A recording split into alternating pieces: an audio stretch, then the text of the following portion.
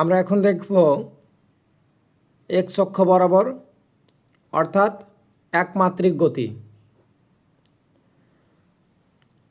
যদি আমি গাড়িটিকে যাত্রা করাই তবে গাড়িটি শুধুমাত্র এক্স অক্ষ বরাবর যাবে, যা একমাত্রিক গতি। তোমরা লক্ষ্য করো গাড়িটি এক্স অক্ষ বরাবর সামনে যাচ্ছে। এই গতিটি হচ্ছে একমাত্রিক গতি। এখন দেখো, যদি আমি ভূমির সাথে কোণ করে কোনো বস্তু নিক্ষেপ করি তবে সেটি একই সাথে সামনের দিকেও যাবে, উপরের দিকেও যাবে, অর্থাৎ এক্স অক্ষ বরাবর এবং ওয়াই অক্ষ বরাবর।